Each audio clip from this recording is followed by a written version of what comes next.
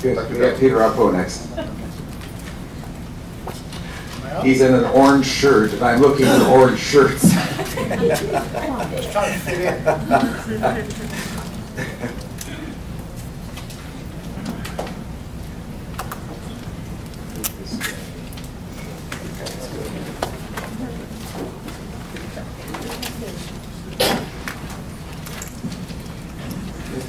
So if I can sort of choose this. You affirm the testimony will be the truth? I do. Please state your name and your address. Peter Apo, 98021 Kamehameha Highway, IAM 96701. Dr. Dudley.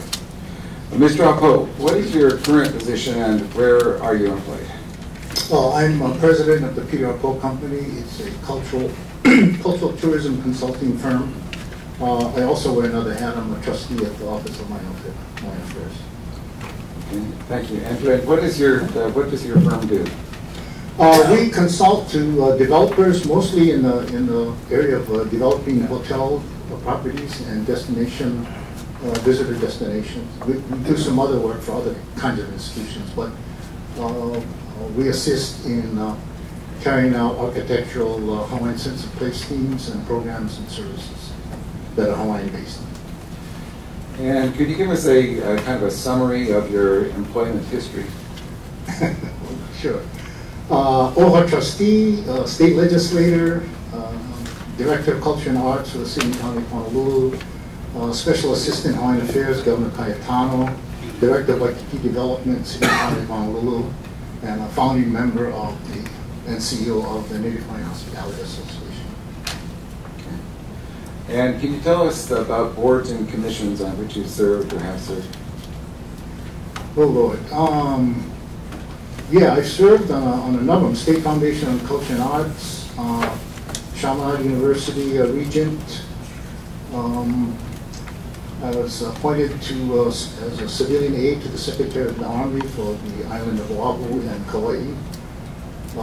Served on a whole number of Hawaiian institutions, particularly in the area of culture and education. And are there professional organizations or associations which you're a member of? Yeah, there are a number of those. In terms of professional, I belong to several societies that are interested in or are affiliated with tourism projects and in interfaces between the Hawaiian community and the visitor industry. And I'd like to refer you to Exhibit B11. Is that your written testimony and your resume? Yes. And have you testified before in this area of expertise? Yes. Are you familiar with this case? Yes. And what materials did you review in preparation for your testimony on this case? Read a number of news accounts, looked at the D.R. Horton and the Hoopili website.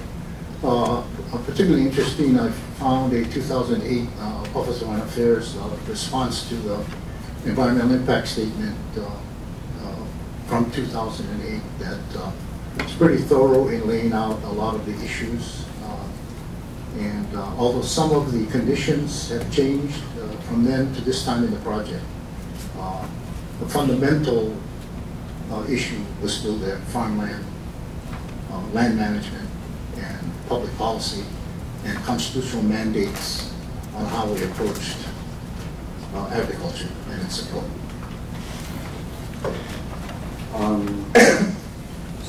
Okay, and has anybody paid you to be here today? Well, my wife offered me some money to get out of the house, but I turned it down, so the answer is no. Chairman Hezzy, I'd like to offer Peter Apo as an expert witness.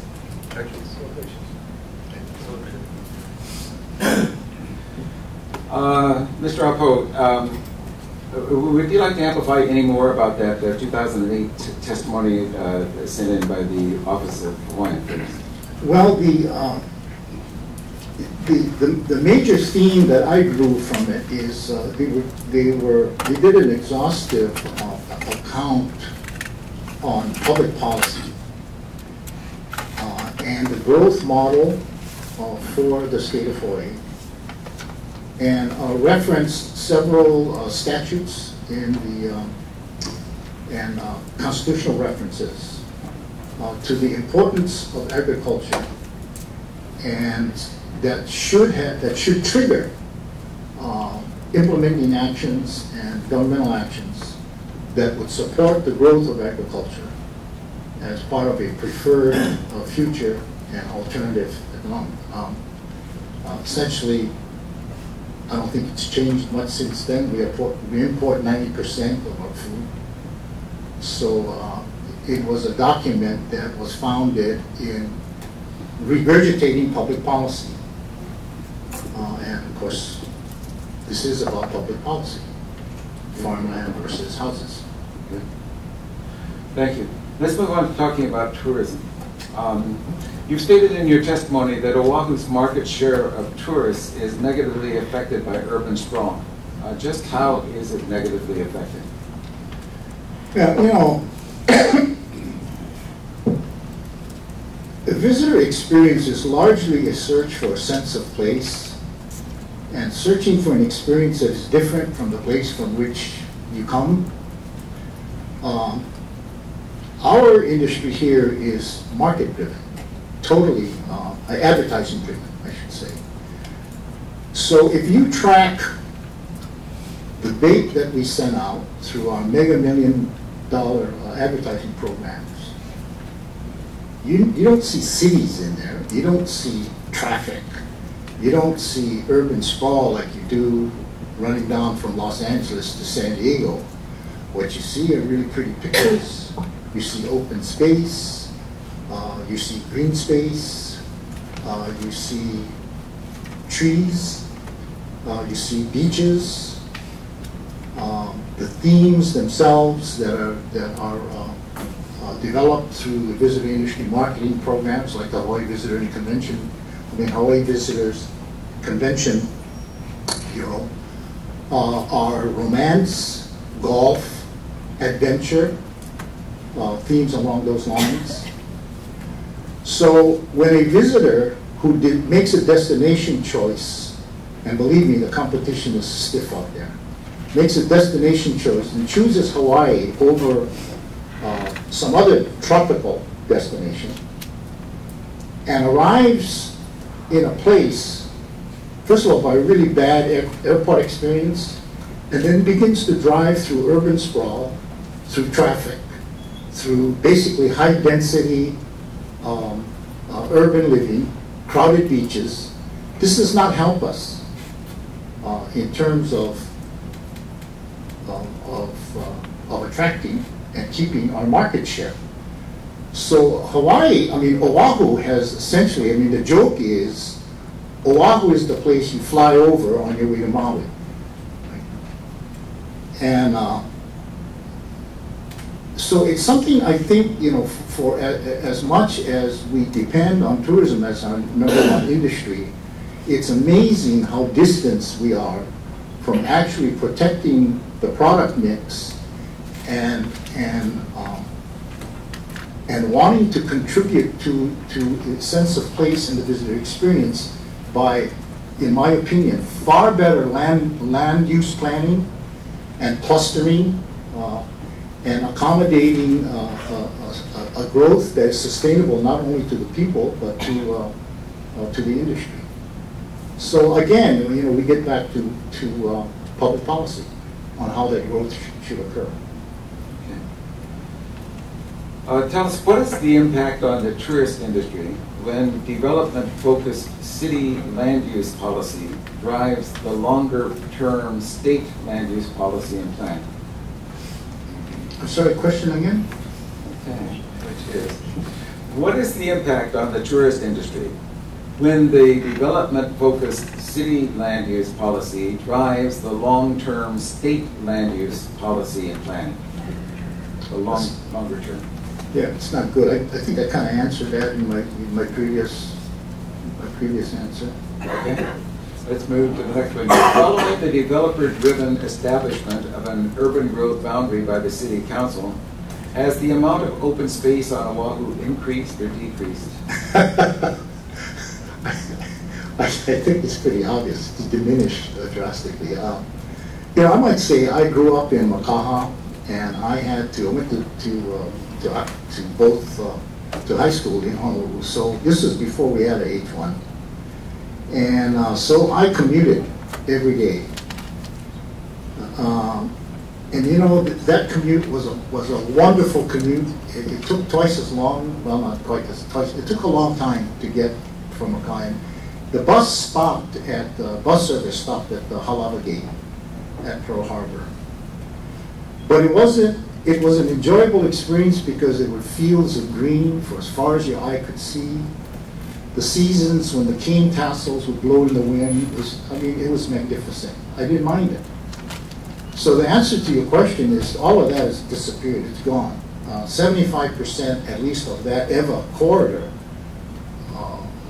in terms of the experience of accessing that environment, particularly from a visitor's perspective, is 75% diminished.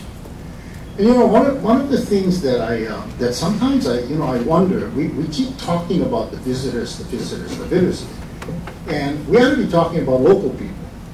I used to get upset when people always used to say, which we finally did, we need to fix the highway, Nimitz Highway from the airport to Waikiki because of the visitors. And I used to say, why don't we fix it for ourselves? You know, why do we have to do stuff for the visitor? So in this case, the experience of traveling that corridor, I think is just as valid to defend that open space and being able to look out at agriculturally alive land is as valuable to local people as it would be to any tourists. Could you describe how agriculture and tourism work together? Yeah, I mean it's not rocket science, particularly as I mentioned the way we market Hawaii, a lot of open space, a lot of green space, and so space becomes productive in that way that it does preserve sense of place, certainly preserves an island sense of place, so that the visitor feels again that he or she has arrived at a real destination, and it was worth the price of a ticket.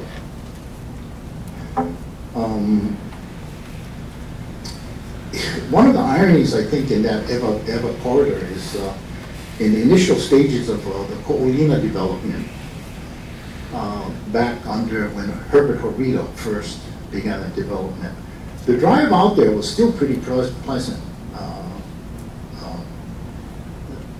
A couple labels still sort of an idea and just sort of bubbling under. But you know, as time has passed over the years, it's now not so good.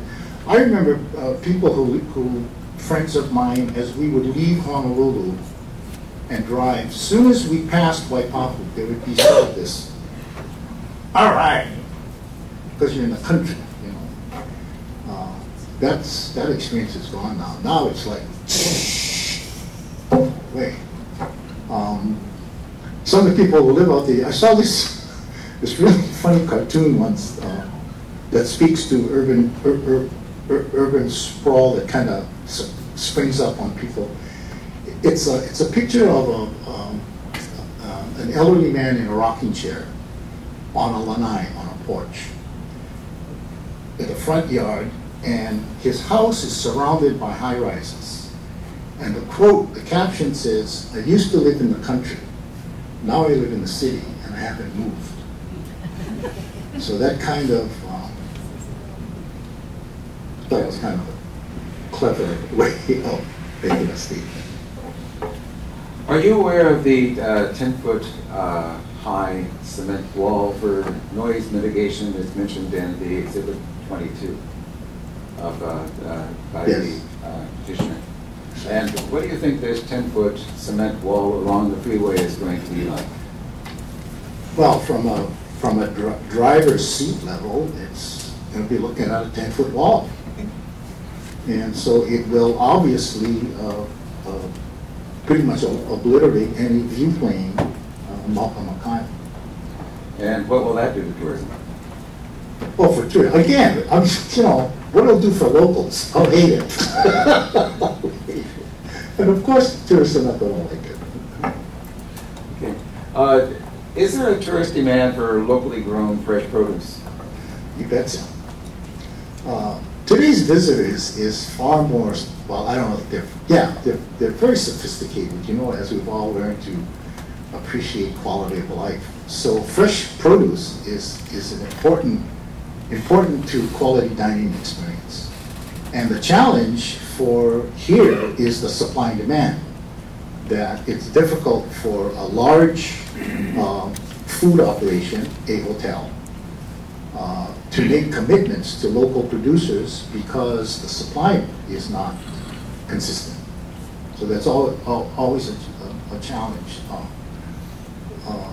One model that tries to get around that, Whole Foods, you know, and their whole branding is about quality, fresh, local grown produce.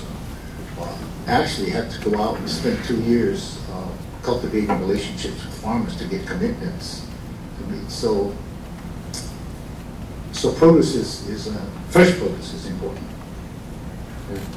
And again, to locals too, we eat fresh food too. As a cultural expert, please tell us about the traditional Hawaiian land use policies and how pre-contact Hawaiians manage their environment. Wow.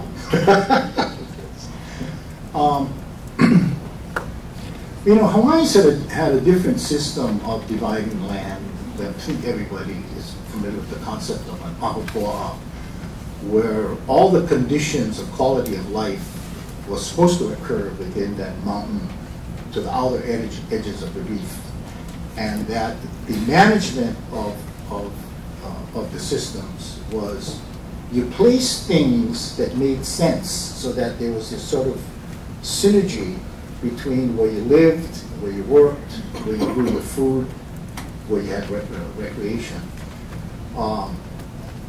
So if you were to apply that over several, I guess, moku, or an entire coastline, it would be, I think from a Hawaiian perspective, putting a lot more thought into how you cluster the human activity. And I think we do a better job of managing and trying to prevent urban sprawl under Hawaiian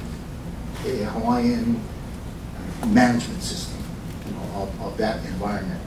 And again, in the case of the Everplain, you know, the Maka to Makai, I think would have done a better job. And also, I have to comment. I think I see people in the room who were here back when that whole Kapolei Everplain development, you know, all sprung out of. I mean, the theme of the movie The Descendants, about a family trust that was going to be dissolved, legally dissolved, and they needed to figure out a way. The Campbell estate, needed to figure out a way to provide a steady revenue stream for the some 80, 100 dependents. The movie is not about the Campbells, but it's the same concept.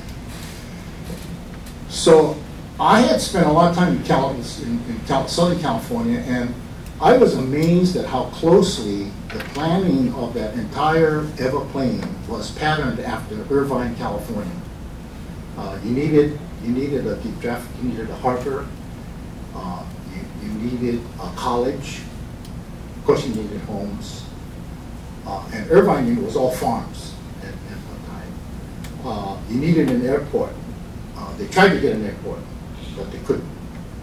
So as the development began to occur through, and I'm not saying it's bad. What happened is bad, but the plan to create a second city, and then the way it impacted all the adjacent lands, all the way now to Waipahu, was pretty astounding at how that growth occurred.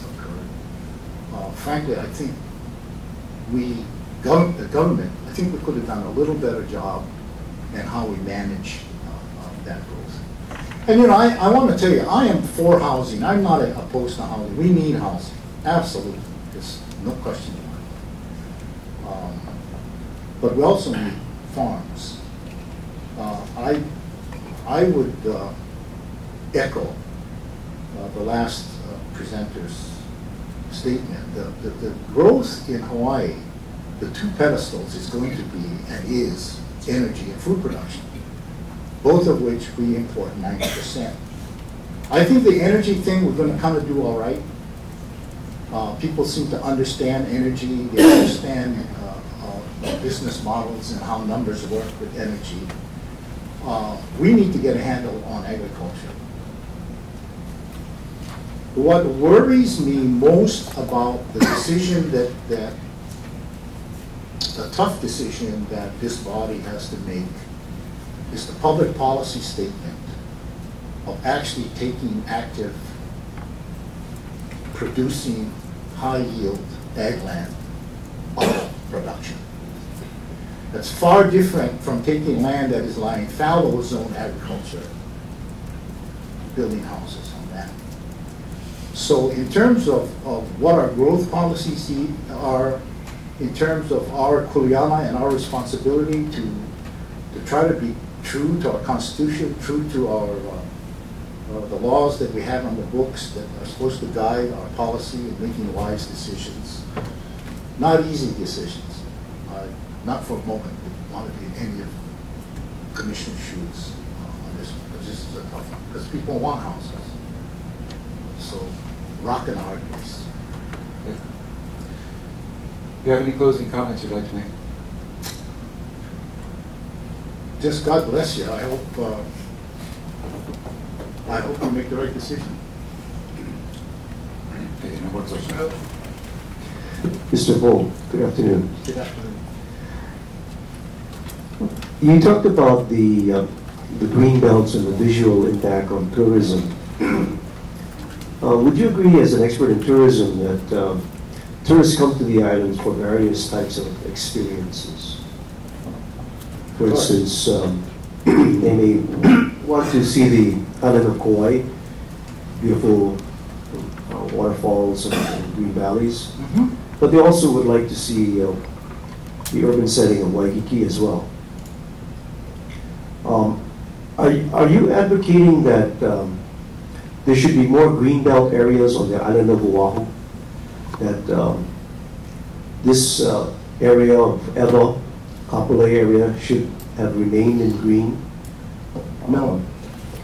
I'm saying this project will close out the last of the green spaces that's left. From Kapolei to Oahu, and you will have, again, you'll have Southern California viewpoint. This island has the highest number of citizens residing in the entire state. Would you agree? Yes. So there are tough decisions relative to where people should reside and work. Yes. Part of that process was a process started years ago to develop the second city, which was a joint effort by both the state and the city. Yes. To decide where directed growth would occur. Yes. Now, you're saying that as a policymaker, perhaps they could have made a better decision. Yeah, I tell you what amazes me, but as a policymaker, I really don't understand how the state can classify land agriculture, and then the county comes with an overlay of urban that confuses the developer, it confuses people, because it raises expectations on the part of the developer that even though that land is classified as agriculture, that it's okay to start pumping money down and you cross your fingers and you hope you're going to be able to get it reclassified. I'm not sure. And I'm not blaming you folks for that, but it puzzles me how that happens. Okay. I'm not sure that's the way it occurs with regard to city and state laws, but the state has to urbanize it before the city can get the overlay zoning. But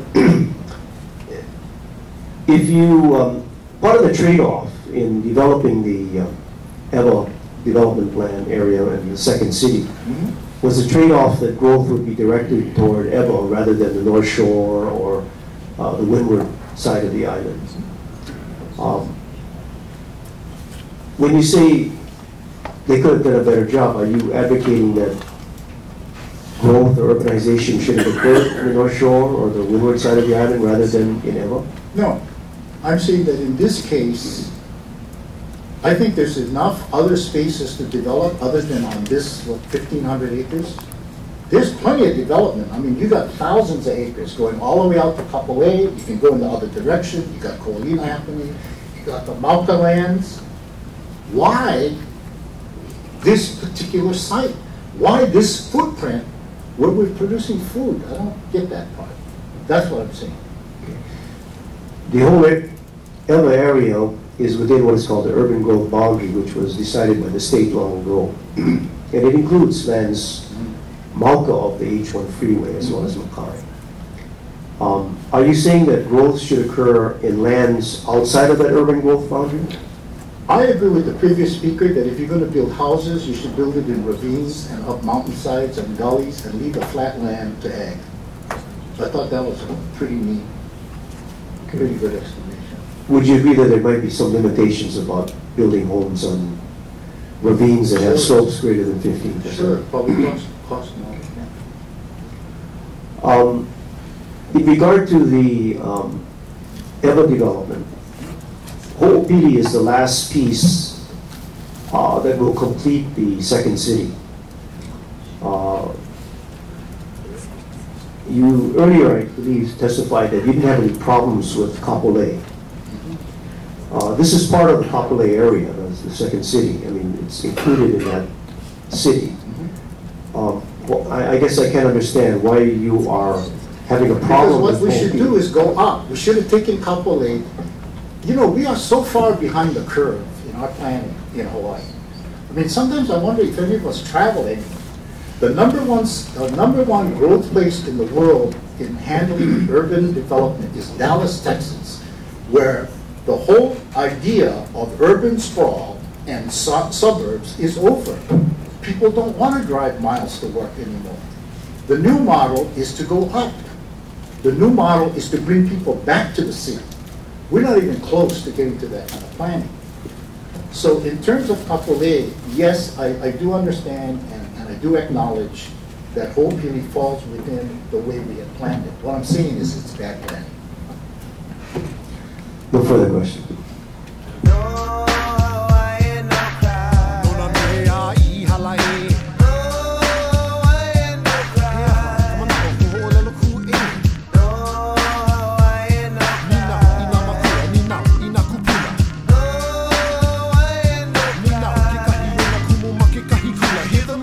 Music and you cannot handle, and then you wanna shut us up for use of screaming scandal. You say we're fighting for no reason and that we only fail. If intelligence is a crime, then I belong in jail. No more watching the world go by, my friend. Somebody gonna die if I see my tutu cry again. Hawaiian man, Hawaiian land. I rap there for YM, and if you ask me why I rap Hawaiian, then I tell you cause I can. You cannot understand, so you start dissing. The last person that tried to shut me up is still missing. This is the land, so tell me why must we pay rent? If I happen to ignore you, it's because you're ignorant. Pidgin is the dialect that I select when I talk. Ikia oike o little Hawaii, but tell me, can you walk the walk? You say library, I say library. I tell you why I call it the library, cause that's where they bury all the lies. You can't believe everything you read. The words of our kupuna is all you really need, and then you tell me that I'm arrogant because I call you ignorant. When it's apparent that you're blaming me for your stupidity, when you should blame your parents. Pilgrims, that's the way it is. Not prejudice, I'm just telling it like it is. My words upset your belly just like indigestion. To snap or not to snap, that is my question.